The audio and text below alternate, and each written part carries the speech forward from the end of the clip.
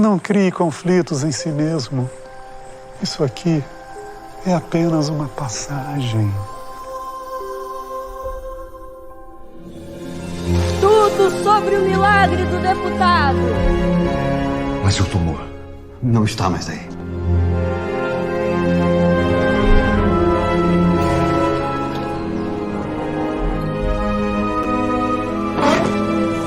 E esse povo todo aí fora? Eu quero que você mande eles embora. Eu sei que tem muita gente aqui precisando de ajuda. Todo mundo falando disso, a cidade não fala de outra coisa. Por que o senhor curou meu irmão e não me cura? Não sou eu que curo, filho. É o careca. Pede pra ele me curar, pai. O senhor já sente a presença do Dr. Fritz? Se você não pode dar ouvido a essas vozes, só vai piorar. Não quero deixar a Lete e os meninos. Por que a gente não pode ter uma vida normal? Zezé é um homem bom. O coração dele é bom. Eu já disse, eu não sou médico, não. O médico é o Dr. Fritz. Longe de mim querer ganhar dinheiro em cima de quem tá doente. Nem lembro a última vez que eu vi televisão assim com o senhor.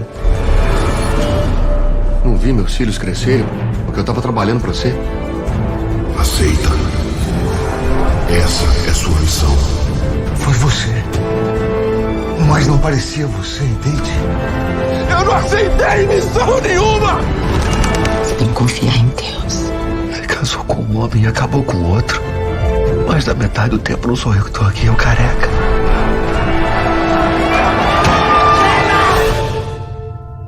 Tá cheio hoje, viu?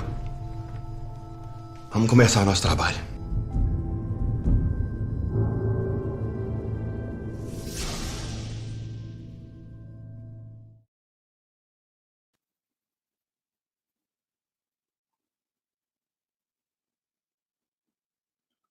Good morning, everyone, and welcome to another lecture presentation of the United States Spiritist Federation that happens every Saturday at 11 a.m. Today, we are very pleased and honored to have Dr. Sonia Doi with us. But before I introduce her, let us do our opening prayer, elevating our thoughts, asking for the blessing and protection of the spiritual benefactors, for their assistance for our work of this morning. We ask them to help us, to guide us, to inspire us, so we can all together learn, understand, and more important, be able to put in practice on our daily lives all the teachings we're about to receive. We thank our Master Jesus for another opportunity of being reunited in his name. With our hearts full of gratitude, we ask permission to start our meeting. So be it. So, welcome, Dr. Sonia Doi. It's a pleasure to have you here with us this morning. Let me introduce you. Dr. Sonia Doi is currently occupying the positions of President of the Allan Kardec Spiritist Society of Maryland, U.S. Spiritist Medical Association, and International Spiritist Medical Association. She graduated in medicine by the University of São Paulo, Brazil, with specialization in endocrinology, and has over 25 years of research experience in the U.S. And she's a dear friend of all of us here at the United States Spiritist Federation. Welcome, Dr. Sonia. Thank you so much, and it's a great pleasure to be here with all of you this morning. I hope everyone is doing well. And so I have prepared something about the perispirit illnesses and health, and I would like to share with you. We had some technical problems, so bear with me if the presentation gets a little broken in the middle. But anyway, so let's talk about a little bit about the perispirit. I think there was one slide before that talks about, yes, thank you, John. No, the next one.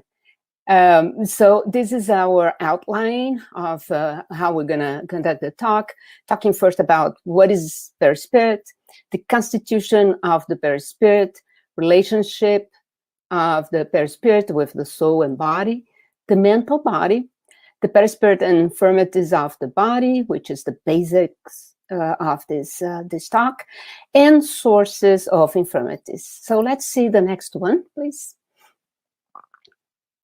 In the next slide, we're going to talk a little bit of what is the perispirit.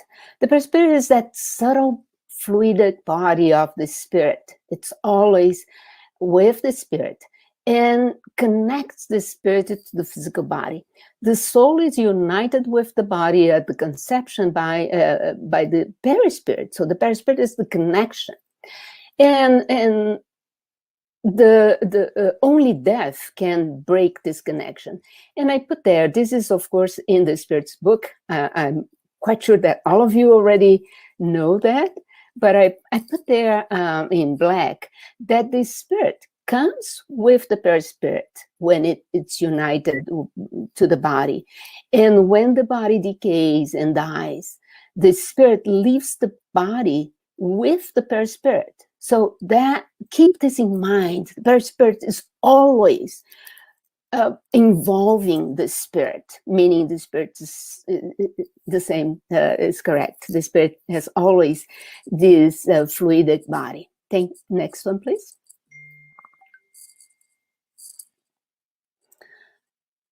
So we're talking about this fluidic body of the perispirits, and we learn in the book Genesis by Kardec, excuse me, that this fluidic body is formed by cosmic fluid. This is one of the most important products of the cosmic fluid, which condenses around an intelligent focus, which is the spirit. So if you read Genesis, there's a whole body of information about the cosmic fluid, and in there it talks about the cosmic fluid being the material that makes the perispirit. The physical body also originates from the cosmic fluid. In essence, everything in the material world is formed by cosmic fluid. And the cosmic fluid then condenses in a different way in the material body than it is in the perispirit. So it's just the elements of the cosmic fluid that condenses in a different form, in a different way. The next, please. So although the perispirit and the physical body originate from the same source, the same cosmic fluid, they are of different forms of matter. They aggregate differently. So this is a very important concept. The perispirit is matter. It's formed by the very, very fluidic form in the cosmic fluid, and elements that aggregate in a very different form than the dense material that we see here in our world. Next one, please.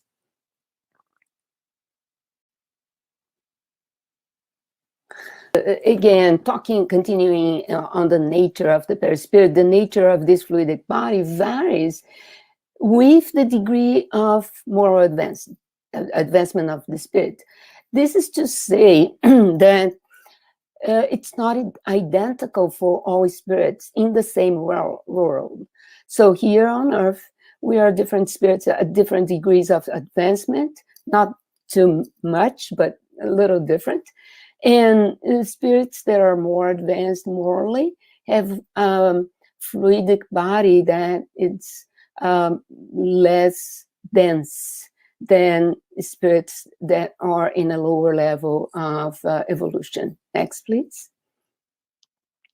So sometimes the fluidic body is so dense that the spirit thinks that that they are still alive after discarnation.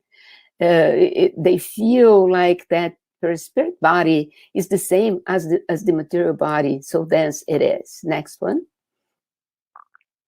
The difference from the perispirit and the spiritual and the physical body is that the physical body doesn't change according to our state of evolution, spiritual evolution. The perispirit changes, but the physical body is the same, basically the same elements aggregated the same way. Next, please. So here is another very important information. The spirit body is not a reflection of the physical body, although it resembles the physical body. It's not the perispirit that reflects the physical body. It's the other way around. It is the physical body that reflects the spiritual body, which in turn portrays the mental body that presides its formation. This is in the book Evolution into Worlds. And this now is introducing a concept of mental body. So the first part, I think most of you understand, because we remember that before we incarnate, our mentors, spiritual mentors, help us to design basically our perispirit, which will be the mold for the physical body that's going to be formed according to whatever is needed for our advancement. But here we learn from Andrea Lewis and in the book Evolution into Worlds that there's also a mental body, and that's the part of the perispirit that commands everything. So what is the mental body? The mental body is the part that condenses, that contains all the information that the spirit acquires during the whole journey in evolution. So everything that we learn, everything that we experience, all memories, everything is kept from incarnation to incarnation in the mental body. And it is the mental body that actually commands the formation of the perispirit, and also that will influence the perispirit in our incarnate lives. And we're going to see that in the next slides as we go. So you see there is a hierarchy. The spirit or the soul, and you remember that Kardec tells us that the spirits actually tell us in the Spirit's book that soul and spirit are two words for the same concept. And usually we use the word spirit for the discarnate spirits, and we use the word soul when the spirit's incarnated. Next, please. So what is the chain of command? As I showed before, the spirit is the source of everything because it's the intelligent part. And then the mental body that contains all the information passes that to the perispirit. And then that part of the mental body makes a connection, is actually what we call mind, and makes a connection with the physical brain. And here you see the pineal gland, the pituitary, and the hypothalamus. All these parts of the brain are connected to the mind. And there's a whole thing here, a body of information that I probably don't have time to go deep into details, but the spirit through the mind transmits the impulses of thought to the physical brain via perispirit. And possibly this information is passed through a quantum interaction. Next, please. So under the command of the mind or the mental body, all cells, tissues, and organs of the physical body are integrated by the nervous system, and their functions are controlled by hormones. All this is also, this information is a condensed information, of course, and it comes from two books, Evolution in Two Worlds, and the other book is not translated to English, so I put the name in Portuguese, to be fair, but translated would be Between Earth and Heaven, and is also by Francisco Cândido Xavier and Spirit André Luiz. So in these two books, the information is that the command coming from the spirit, from the thoughts to the mind, passes on to the brain, physical brain, to the nerves, the neural system, and to the hormones and functions through the hormones. And we're going to see this in a little more details. But here's a representation of the endocrine system and the several organs. And one of the most important here is the adrenal gland, which is responsible for the stress response. I'm going to see this later. Next one, please.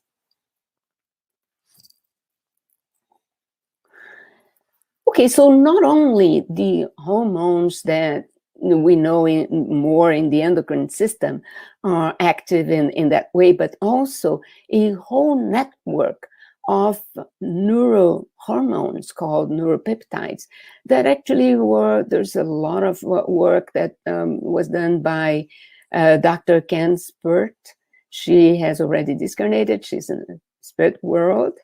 And she discovered that these neuropeptides have receptors all over the body, so they can interact with several organs in our body and regulate. So depending on our emotions, we are releasing, the brain is releasing some of these neuropeptides, and they are going to act directly in our organs, in our system. So if our emotions are emotions of happiness, joy, there are some neuropeptides that are going to be activated. And if our emotions are bad emotions, sadness, and so forth, so on, they're going to activate another type of neuropeptides. So all this, together with the hormones from the endocrine system, are regulated by the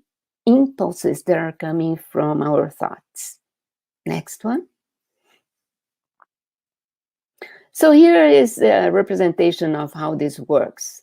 The psycho, meaning mind, connecting with neural system, with the endocrine system, activating the glands, which actually now connects with the immune system, which is our defense system.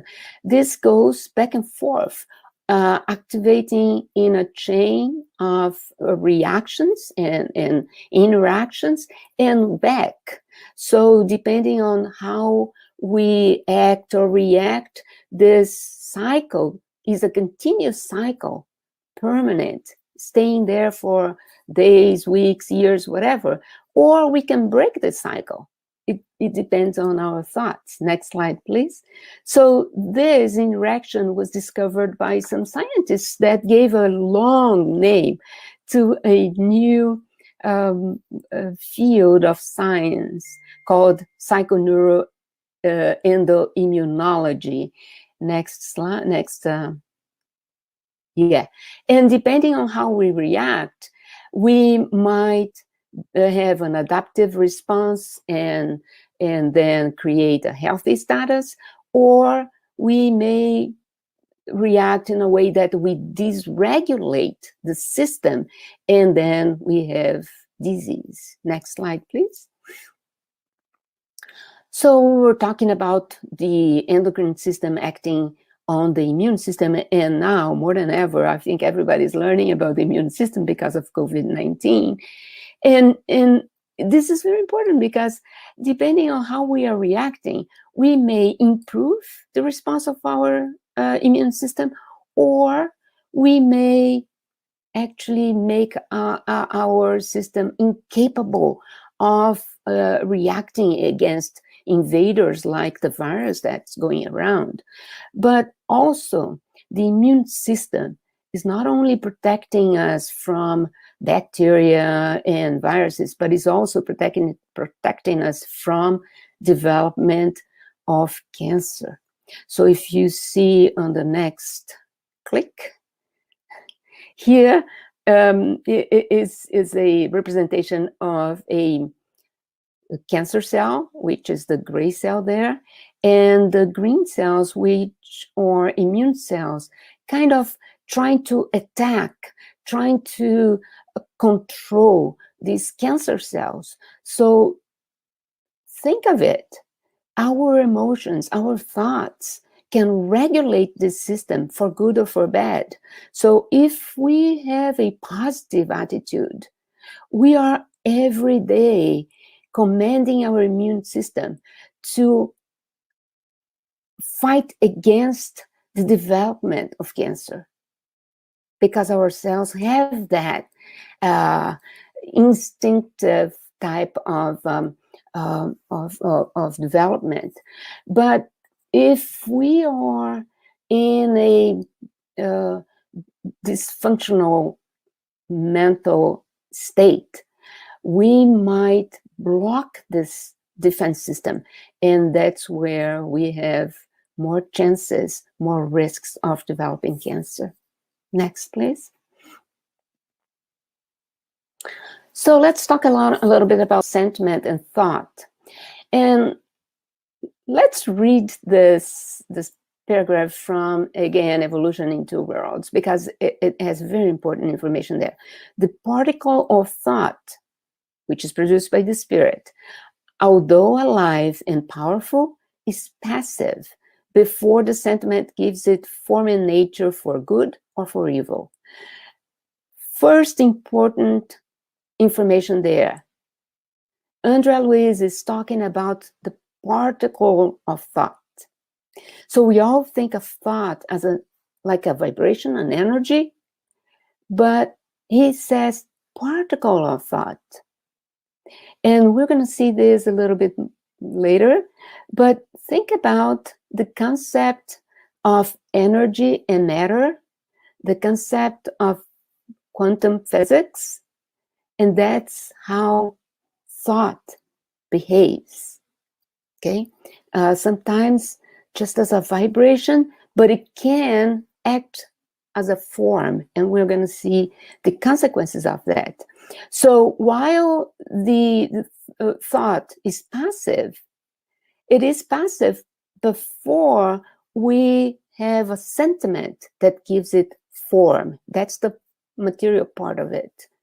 In nature, for good or for evil. So let's say I think about a person. This is just a thought. Soon after, I have a sentiment about that person. I love the person. So that gives the thought a form, a good form. But if I don't like the person, if I have a bad sentiment about that person, I'm creating a thought that has the evil nature. Okay, next, click. So our thoughts, animated by our sentiments, modulate how our organism acts and reacts. Next. In the book Missionaries of the Light, the instructor talking to André Luiz, instructor Alexander, says, the sick body almost always indicates a sick mind. Next click. So what is he saying this? The mind is the one that generates thoughts and sentiments that directly modulates the function of the vital centers of the perispirit, which then are reflected on the physical body. So the physical body is a reflection of what's going on in the mind. That's what he's saying there. The sick body almost always indicates a sick mind. Next. So illnesses can only be completely understood if we take in consideration the functions of the perispirit, its dynamic and constant interactions with the physical body and with the spirit, its vital centers, its role in the organization and support of physical life. So all this we're going to see in the next slides. So conventional medicine still does not have the resources to capture the existence and the functions of the perispirit. So we're hoping that in the near future, medicine develops that ability. So we can see, since the disease is already incubating in the perispirit, if we had the resources, we could probably make a diagnosis earlier. Next slide. So here are a representation of the vital centers that some people called energy centers, power centers, or chakra. And the perispirit is governed by 7 vital centers, which branch into plexus and vibrate in harmony with each other through the controlling power of the mind. So it's the mind that controls all these vital centers. Next click. So the perispirit is a vehicle of electric cells, which we can define as an electromagnetic field in which thought vibrates in a closed circuit. This is again in the book in Portuguese, Between Earth and Heaven. And here's the representation of the 7 vital centers: crowns, cerebral, laryngeal, cardiac, gastric, splenic, and genesic. So the perispirit is the vehicle for all the vibrations that runs from all these vital centers. Next one. So the perispirit establishes the interaction with the physical body under the command of these vital centers. Because remember that the vital centers are in the perispirit, but they make connections with the nervous system. And the nervous system is in the physical body. So that's how they relate. That's how they send the information from the perispirit to the physical body. The crown center, which is the top one, expresses the forces received from the incarnate spirit, from the spiritual realm, and the cosmic fluid. That's a very important information also. First of all, the crown center is the commander of all the other centers, okay? It's the one that's directly in connection with the spirit, with thoughts that receive the thoughts of the spirit. And as it says there, is this crown center in the perispirit that perceives not only the emanations, the thoughts of the incarnate spirit, but also from the spiritual realm, meaning any other spirit, good or bad, are going to communicate with us, are going to share their thoughts through the crown center and the pineal gland, which we're not going to talk about today. Also, the crown center is in the connection with the cosmic fluid. That's why passes are applied up there in the crown center. The cosmic fluid is basically, it's more perceived and received through the crown center, and then it disperses through the whole body. And that's how we can we can feed ourselves from the cosmic fluid. Next, click.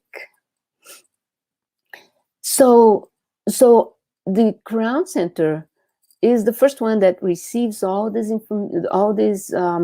thoughts and energy, and then transfers them all to all other centers, and through the organic plexus to the nerves, thereby moving this energy through the entire physical body.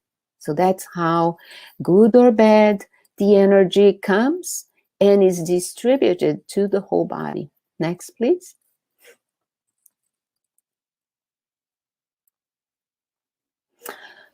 So here's the information from Dr. Jorge Andrea. The book's also only in Portuguese, not translated yet.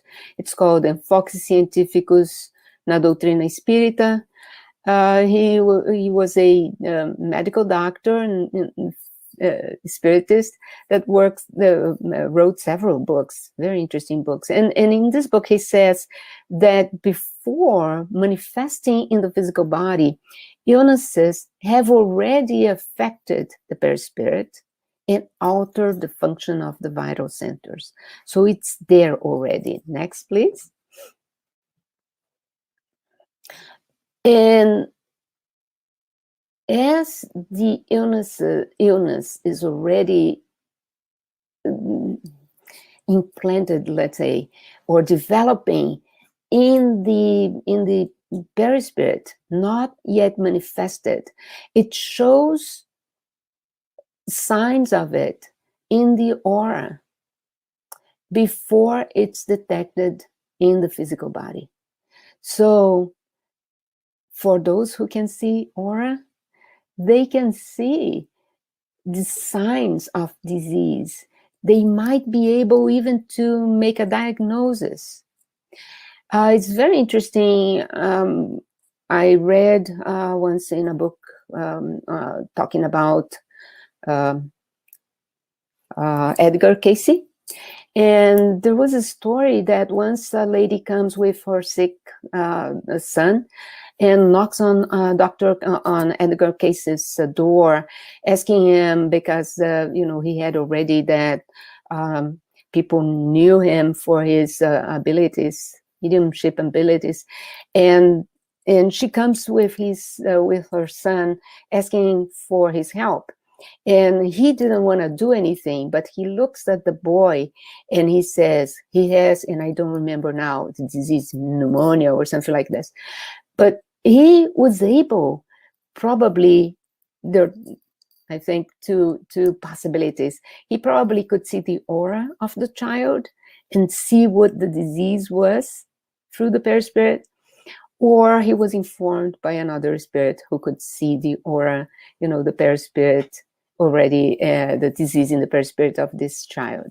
So the aura is a projection of the perispirit. It shows. And many people have heard about auras, and aura can change depending on our state of mind, right? So let's see the next one. So this is how the spirits working in the realm of cure can diagnose and work on healing according with the merit of each person. So when we have spiritual healing, spiritual cure, this is how the spirits, the benefactor spirits who are working on that, they see through our perispirit what is wrong, what is affected, and they might be able to work on that. And of course, all this depends on the merit of each one. Next, please.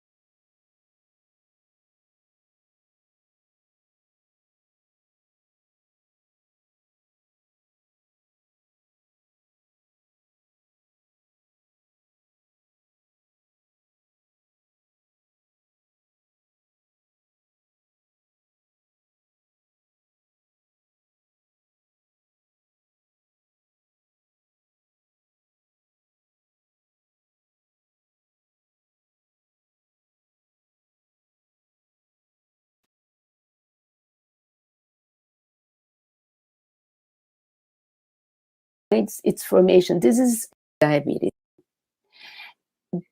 We, in our present incarnation, we may not be able to complete there, the more damage it will do. And here I just put two examples of scientific articles showing that depression, for example, the first one, there's a relationship between depression and coronary disease. There's also scientific evidence of bipolar depression with type 2 diabetes. So next one, please. Surrounding influences. This is important for us to keep in mind. The energy around us will affect our minds and well-being the same way that images, sounds, noise, odors do. So everything in our environment, everything can impact our perispirit.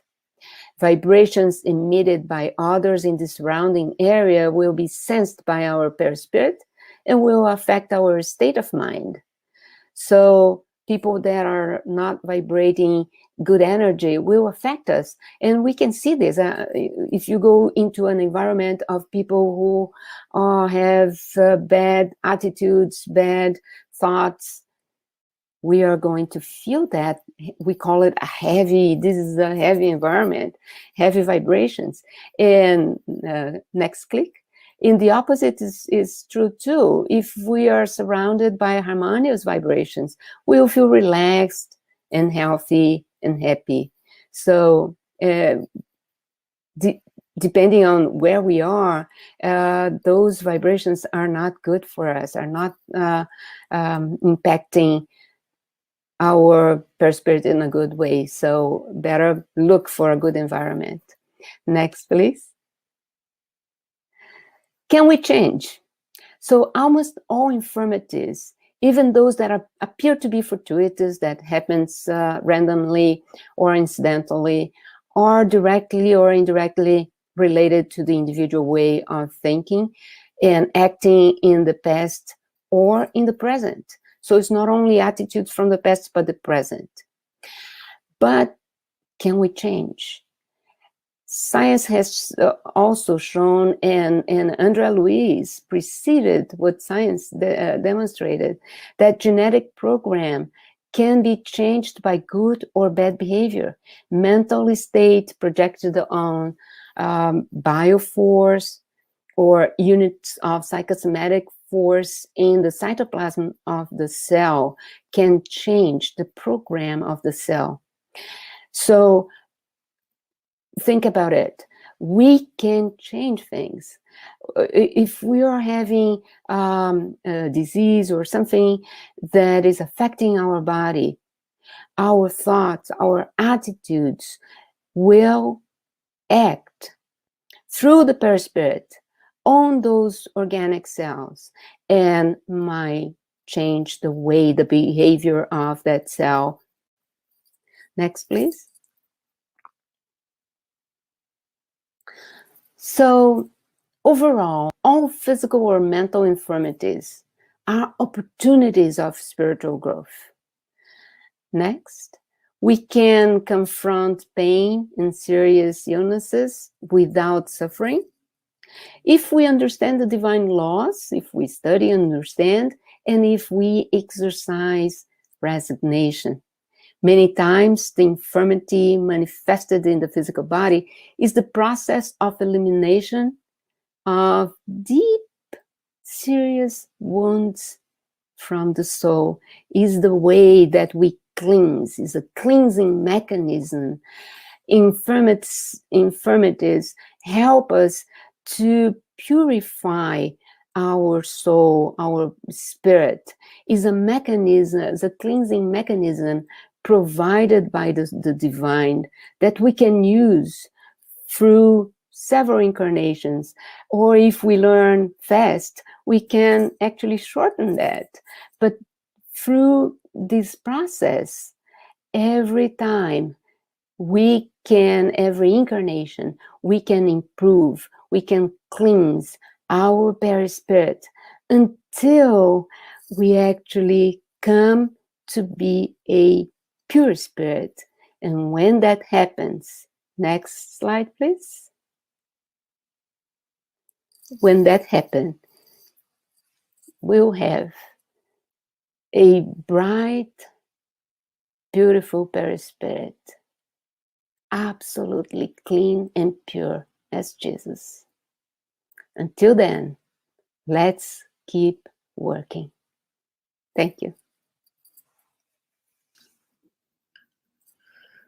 Thank you, Dr. Sonia. Wonderful presentation. So many things come to our mind here. So many questions. I saw in the comments that someone, Marcia Bennett, already suggested that we have a meeting with you to talk about, to go into more details, talk about the pineal gland, and I'm sure that we can schedule something, because really there is a lot to learn more on this topic, and it's always a fascinating topic, right? So thank you all. We have some questions. We have time for some questions, okay? Okay.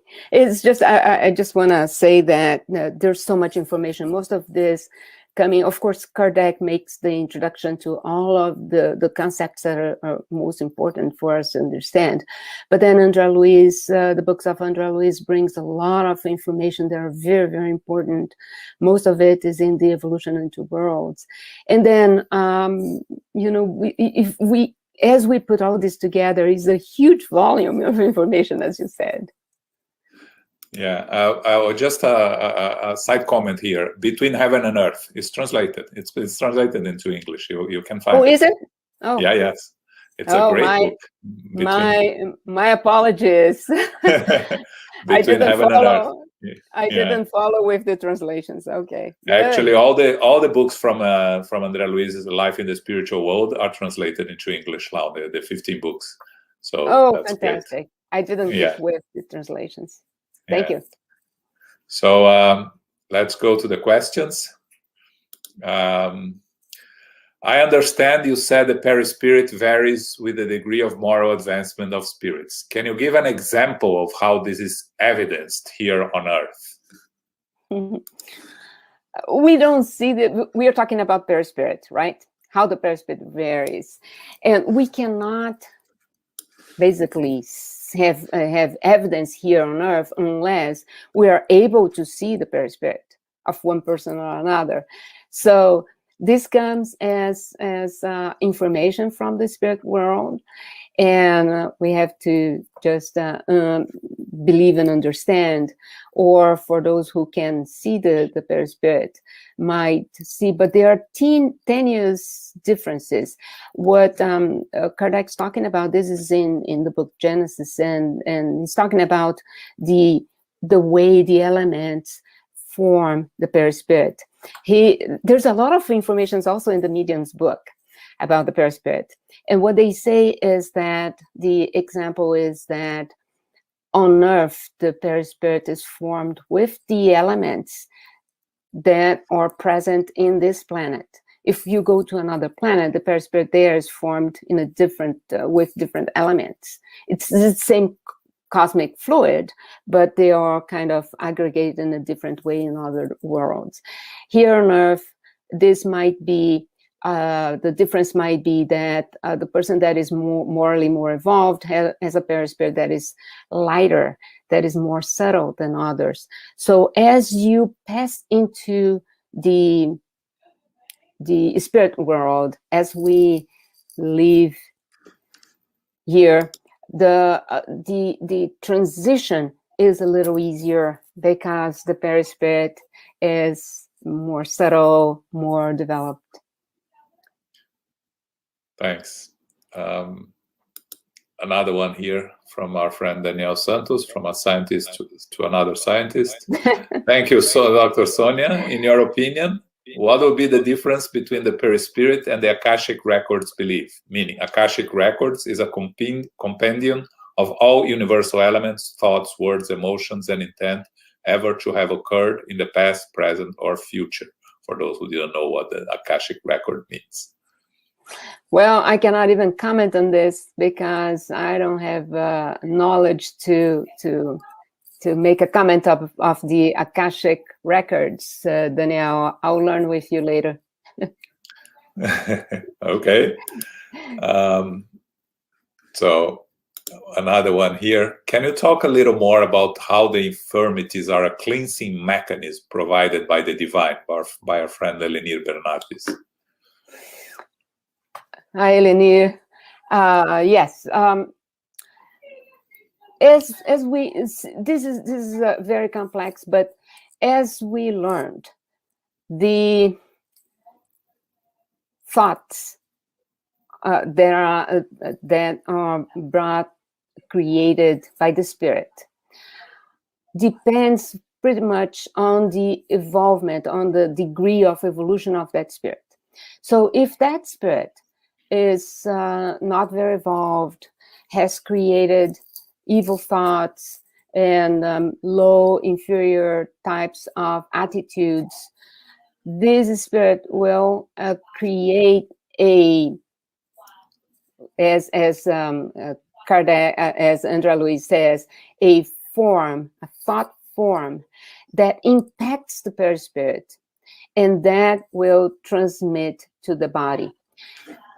As we become sick, whether this is an atonement from past lives or created from this life, we are suffering in the body is suffering, the spirit feels the pain, the spirit is learning through that experience the effect of the cause.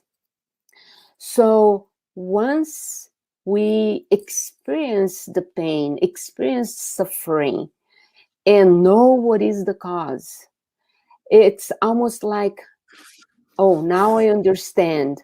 I don't need to keep this in my perispirit. As I understand, as I act in a good way, and that's a big difference. The cleansing works when we resign, when we almost like accept the suffering. We are not revolted. We are not blaspheming against God for that disease. So that makes us better, makes us understanding, makes us understand the pain of others. Say we are now atoning something that I did to others, not that I did to my own body, but I did to others. And now that guilt, that remorse is creating like an ulcer in my perispirit, which then is transmitted as a disease to the body. We, in our present incarnation, we may not be able to completely make sense of that, but as a spirit, when we are the kind of detached from the body, we have a better understanding. We understand that this suffering is an effect of that specific deed, whatever I did in the past or I did previously. As we understand this process, we are liberating. We are pardoning. We are what I would say. I think I'm missing the word here.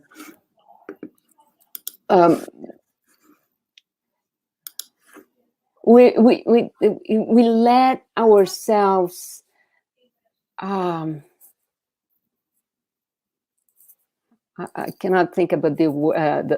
It doesn't come the word now, but we are forgiving ourselves. Okay, as we forgive ourselves, that part of the perispirit that was creating a wound is coming out. It's almost like it's a process where the problem is transferred from the perispirit to the body, and as the body goes, the perispirit doesn't have that anymore. It's almost like that.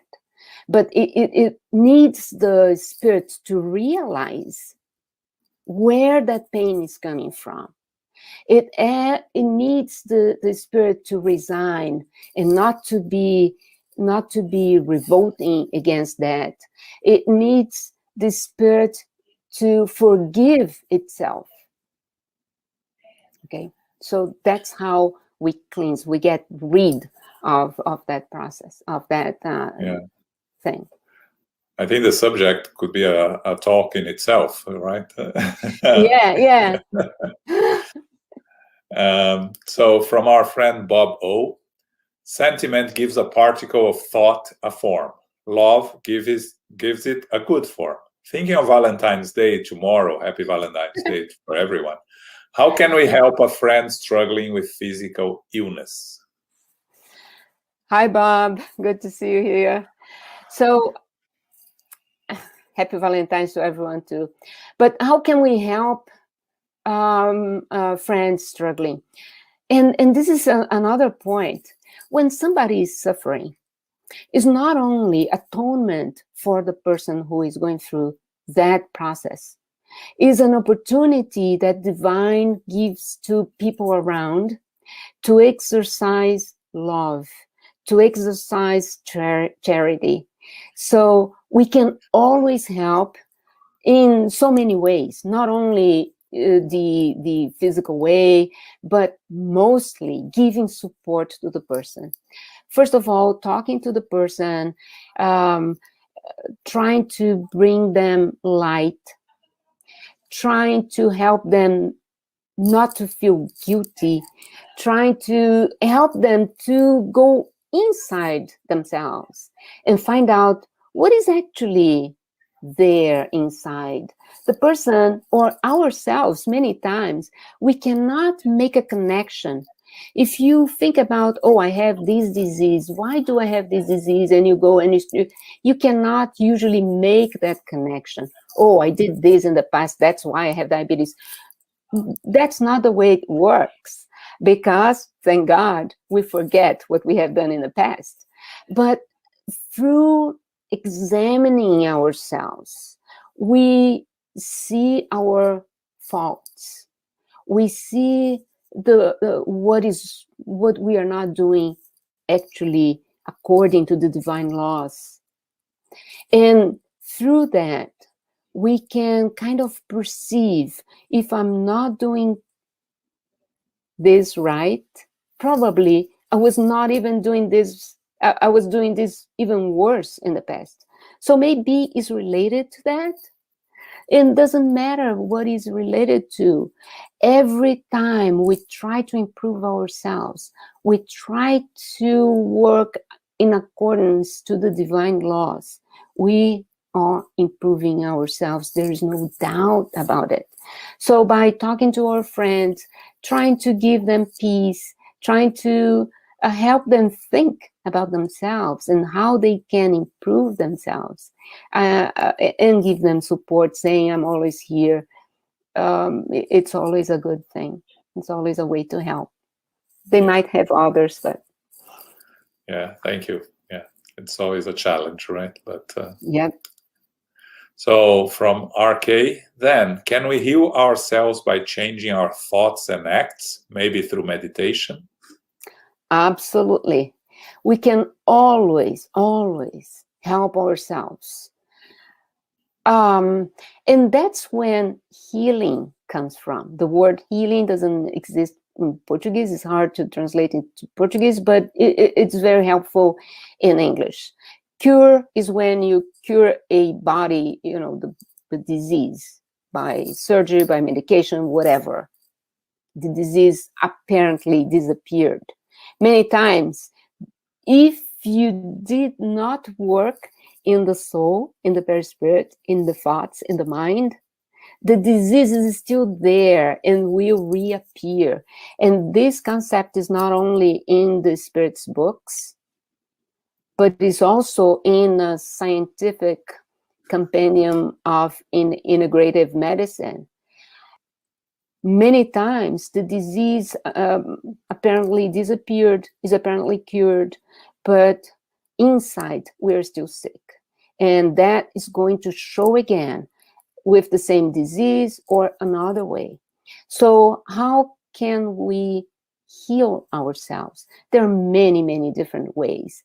Meditation is one way, and there are several scientific papers showing that meditation can help in improving health, in improving even the treatment, response to treatment in cancer, in some other diseases.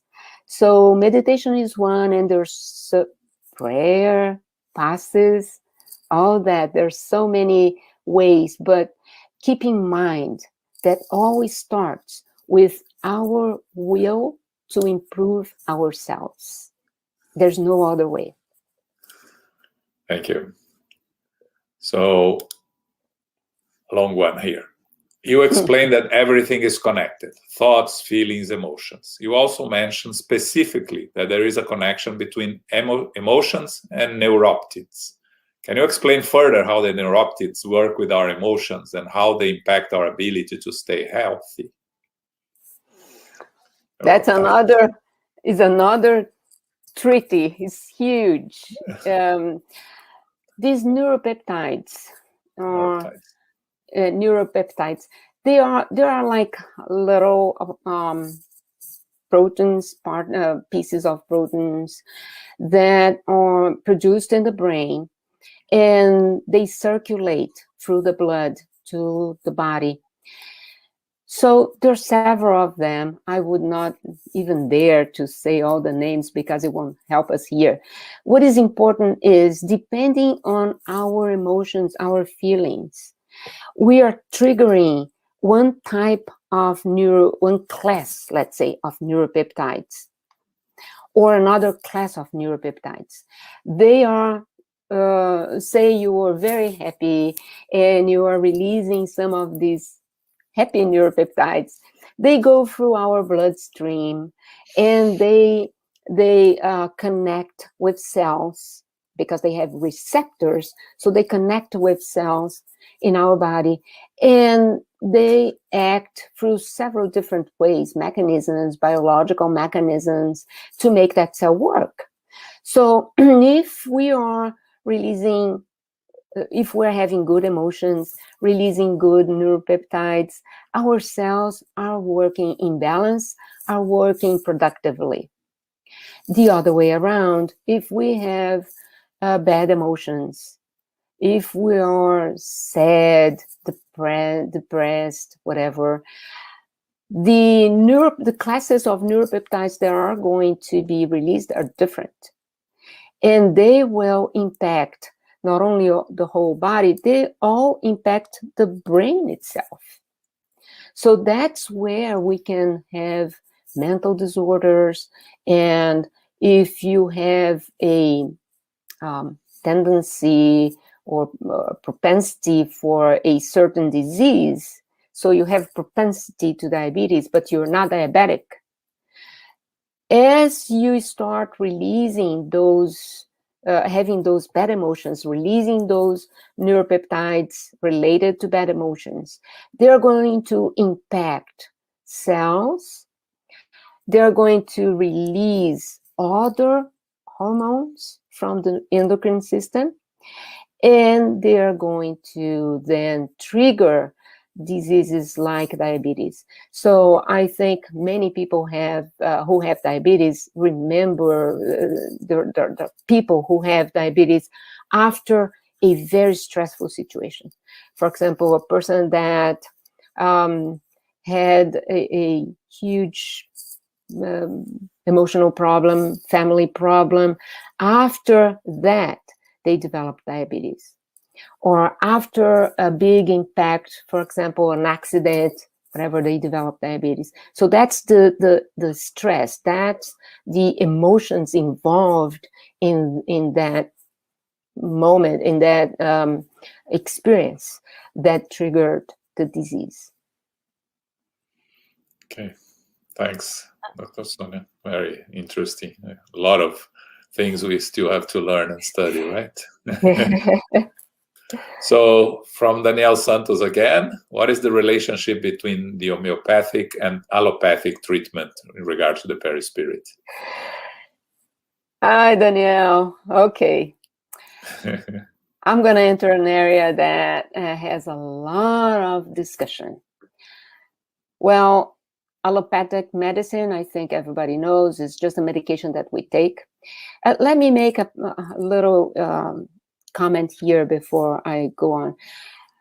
When we are talking all about this, about disease and everything, some people may think that, oh, we are against medication. No, we are not against medication. Medication is needed for the body, okay?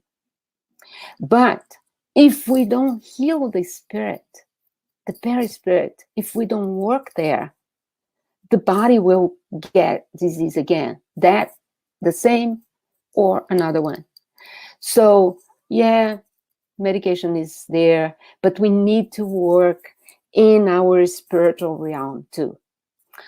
So getting back to homeopathic medicine, there's a lot of controversy there. There's even, and I'm not even talking about the spiritists, but physicians, especially the allopathic physicians, are completely against. They don't believe in homeopathy. But what I learned, and this is, you know, not that I have a huge knowledge on homeopathy, but what I learned is that, and once I heard this from Dr. Goswami, he gave a very good concept. What I learned is that homeopathy is the extract of some plants. They are diluted sequentially millions of times. Every time this is diluted in water. So the essence of that plant is now in a almost indetectable way. It's, say, one molecule in a liter of water. And how can you explain that that molecule is going to do something to your body? But we have evidence. There's so many people who were cured or were, got better with homeopathic medicine. So something happens, right? And there are papers showing that, no, it's not just the placebo effect, but it is the homeopathy medication that is actually helping. So Dr. Goswami, when he was talking about this, he said, remember that by every dilution, they take the extract and shake with the water, and then dilute again, shake. Every time there's a shaking.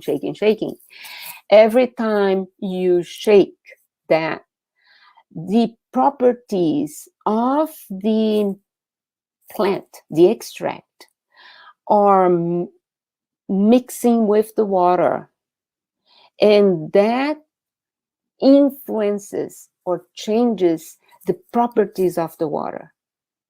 And then what you take at the end is actually the molecules of water that have been changed. So let's think a little bit about our fluidic water, that we receive the vibrations of the spirit world into the water. Think about all the experiences of Dr. Emoto with the water. So I think it would be the same. These molecules absorbed by the body, and that goes one part that I didn't touch much during my talk, but now I have an opportunity to say, is not only the perispirit that acts over the physical body. The physical body also reacts and affects the perispirit. So in this way, the molecules that are absorbed from these homeopathic medications or fluidic water will affect our body and will then kind of respond, shared response with the perispirit. The same thing, if I could just 1 second say, is the how acupuncture works. acupuncture works on the meridians, which are kind of related to the what we call vital centers or chakras. And so that's actually apparently is working through our body, because the needles are, you know, stuck in our physical body, but in essence they are activating points in the perispiritual body. Okay, thank you. So fascinating, and I see by the comments here that people are really enjoying this conversation. Okay, so we have one last question here.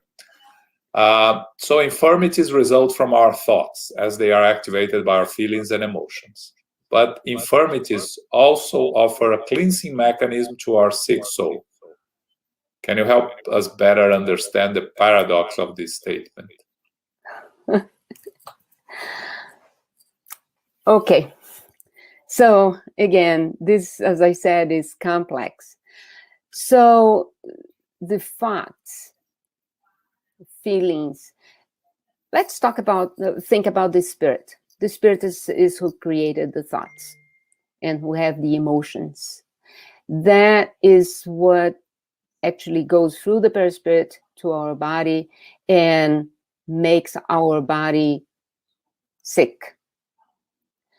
How is that a mechanism of cleansing? Is what I was explaining before. As we do this process, as this process happens, if we have awareness, if the spirit is aware of the process, if our attitude is an attitude of resignation, is an attitude of understanding, we are helping for the perispirit to get rid of that source of disease, to that source, that what Andrea Luiz calls area of remorse. So our bad thoughts, our bad emotions from this incarnation or from previous incarnations that are now created in the perispirit and reflect in the body, depending on our attitude against it, will work as a cleansing mechanism. But if we are revolting, if we are not resigned, if we are not accepting this, what is our attitude? We get even more depressed. We get angry. We revolt against God. Why am I sick? Why God is sending this to me? If we don't understand the mechanism, we have all these reactions against it. That's not cleansing. That's not working. That's not going to liberate, to help the perispirit to get rid of it. So it depends on how we go through the experience. Either we accept the experience and we make a good use of this experience, or if we don't make a good use, we have to come back again and again and again until we are able to understand. Just a few examples, and I see this very often. I see on TV, for example, athletes, the para-athletes, who have no limbs and all this, and they are happy, they're competing, doing things. So those are souls that they don't care about it. So in the next incarnation, like Divaldo says, they cannot walk now, they will walk. In the spirit world, they will walk. They're recovering for the next incarnation. For this incarnation, sometimes you see a person who has cancer, say, and the person learns that there's no cure. So there are two attitudes. Once you are revolted, you are sad, depressed, blah, blah, blah. The medication doesn't work well. The disease gets worse and worse and worse. The other attitude is, okay, I have a disease. I'm going to do the best I can. I'm going to take all the medications I can, but I'm also going to work to do the best I can for my soul. And I see so many people that say, okay, I have cancer, but I'm going to work now. I'm going to create an association for cancer. I'm going to help others. I'm going to work in charity. And there are several scientific papers showing that charity helps. Charity improves health, improves mental state. So everything depends on how we react. If we react in a positive way, that is how we are working together with the cleansing mechanism, so that for the next incarnation, our perispirit's not carrying that anymore. We are done with it.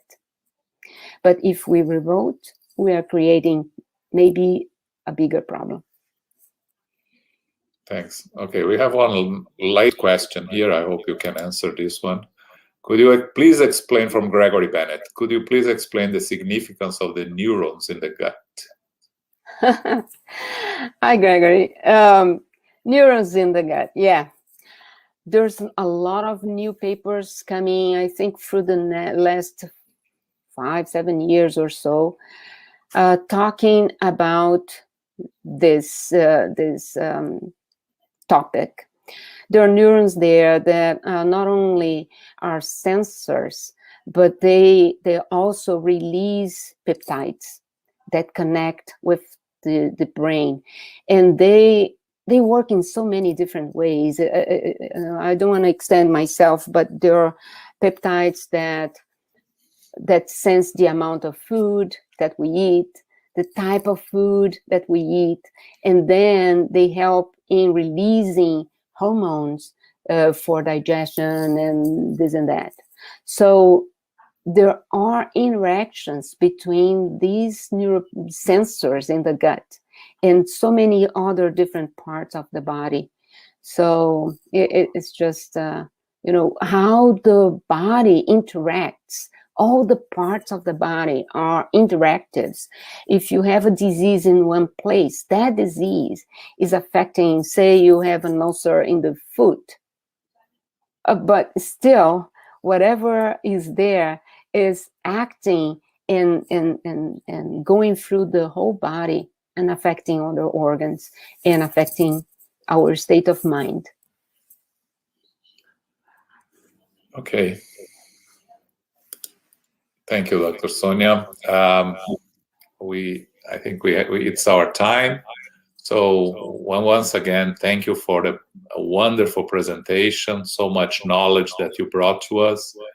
As Kirsten said earlier, we have to rewatch this lecture to learn more and to study it again, because there is a lot of information there. We really appreciate.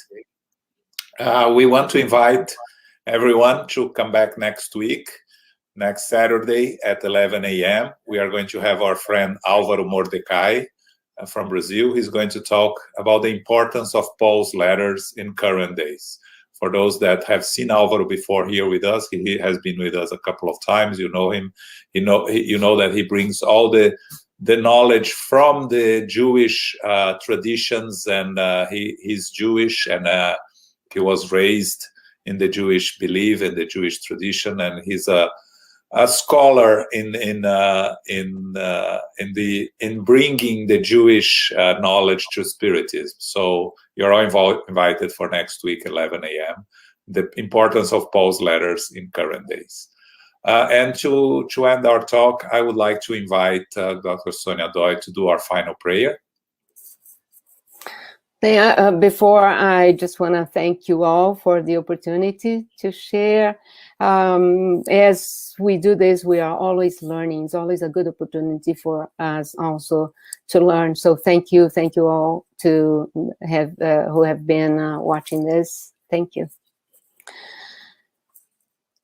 So at this moment, with our hearts full of gratitude to the mentors, to the spiritual benefactors that were here with us, we thank our divine creator, for giving us all these opportunities through incarnations to perfect ourselves, to give us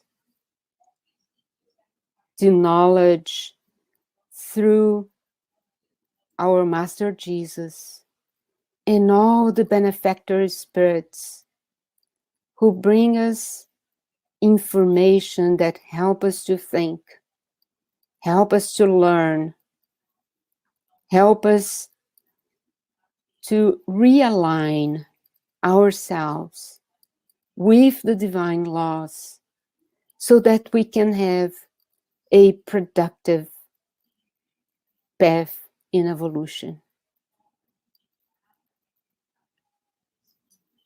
Let's also ask our mentors, our Master Jesus, to always help us, bless us, so that we are strong to confront the challenges, the infirmities that comes to us during the incarnation experience, so that in the future we can be a better soul, a better spirit. Help us, God, and help our brothers and sisters around the world. And so be it. Thank you all. See you next week.